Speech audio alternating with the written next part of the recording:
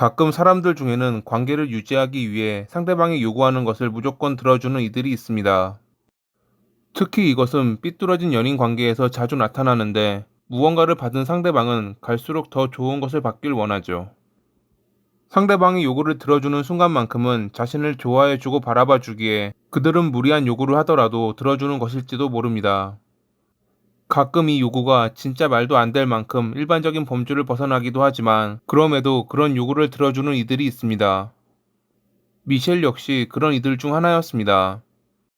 그녀의 남자친구인 제임스는 자신의 성적 욕망을 해결하기 위해 검은 머리에 예쁜 여성을 선물로 원했고, 미셸은 그를 만족시켜주기 위해 조건에 맞는 여성을 납치하는 것을 도왔죠.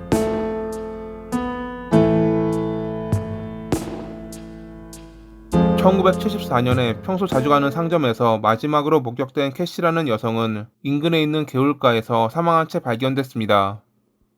사인은 익사였지만 그녀의 몸에 남은 폭행의 흔적은 타살일 가능성이 높다는 것을 보여주었죠.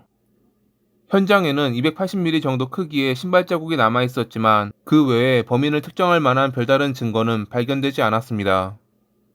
상점 인근에서 캐시의 마지막 모습을 본 몇몇 목격자들은 그녀가 당시 녹색 셔츠를 입은 젊은 남성과 대화를 하고 있었다고 주장했습니다. 남성의 이름은 제임스로, 그는 캐시가 자신의 여자친구라며 그날 대화를 나눈 뒤 헤어졌고, 그 뒤로 본인은 집에 있었기에 아무것도 모른다고 발뺌했죠. 제임스의 발이 280mm 정도 크기였기에 경찰은 그를 주목했지만, 그가 갖고 있는 신발 중에는 범인의 발자국과 일치하는 신발은 존재하지 않았습니다. 경찰은 다른 용의자를 찾는 등 여러모로 조사를 이어갔지만 범인은 끝내 찾을 수 없었고, 결국 이 사건은 미제 사건으로 처리되었습니다. 몇몇 이들은 제임스를 의심했지만, 앞서 말씀드린 것처럼 그가 범인이라는 증거는 어디에도 없었습니다. 그럼에도 사람들이 그를 의심했던 이유는 평소 그가 보여준 폭력적인 행동들 때문이었죠. 제임스는 여자를 매우 좋아하고 변덕이 심했던 남성으로, 항상 문제를 일으키는 일종의 문제아였습니다. 어린 여자친구를 임신시키고 책임을 회피하거나, 여자친구 어머니의 차를 훔치고 사람들에게 자잘한 시비를 걸어 주먹 다짐하기 일쑤였죠.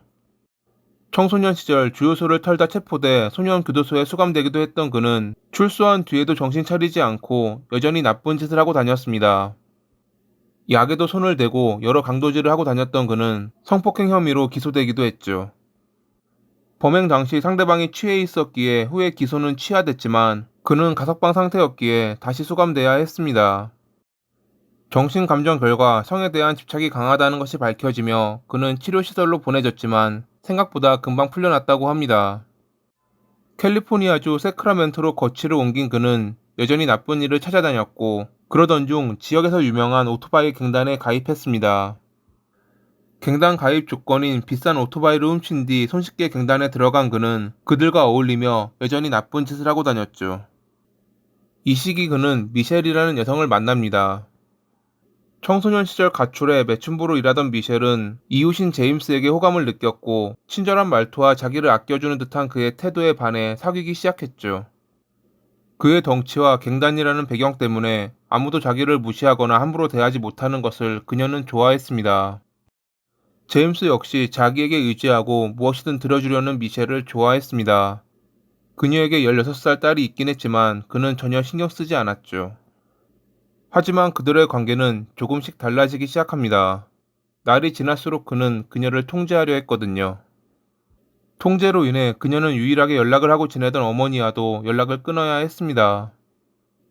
크리스마스를 앞둔 어느 날 제임스가 일하던 술집에 강도가 들어 현금이 사라지자 그를 의심했던 점장은 다른 핑계를 대며 그를 해고했고, 이 시기부터 제임스는 미셸에게 요구하는 것이 더 늘어났습니다.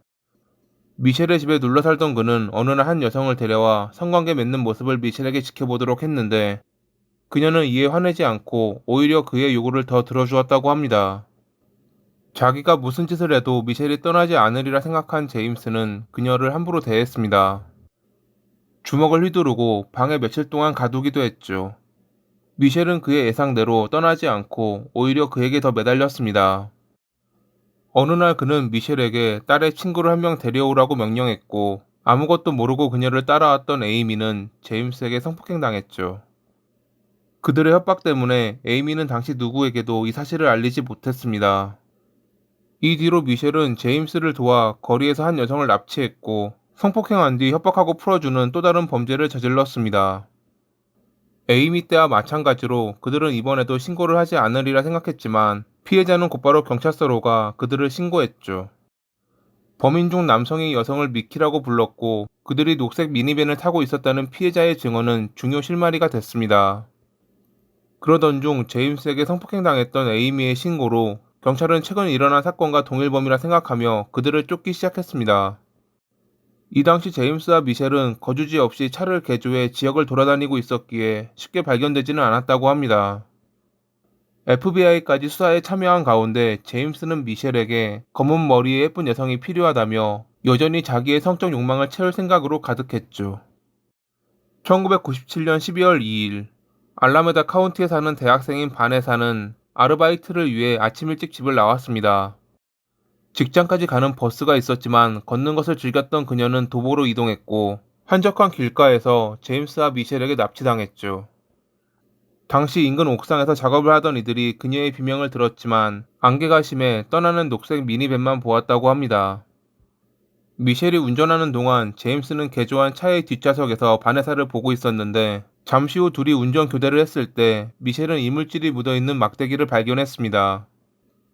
그녀가 운전하는 사이 그는 자신의 욕망을 풀고 있었던 것입니다. 물론 후에 이것은 중요 증거가 되었습니다. 묵고 있던 모텔로 간 그들은 거기서 몇 시간에 걸쳐 바네사를 성폭행했고 풀어준다며 차에 태워가는 동안에도 여러 가지 고문을 했습니다. 결국 바네사는 제임스가 가져온 밧줄에 교살당했죠.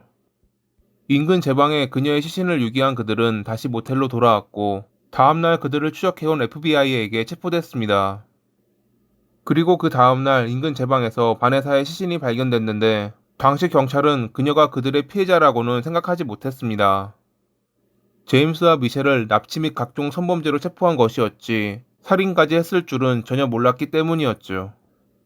하지만 수감돼 있던 미셸이 뉴스를 통해 바네사의 시신이 발견됐다는 것을 알았고 이를 감방 동료에게 자신의 짓이라며 털어놓았을 때 모든 범행은 밝혀졌습니다.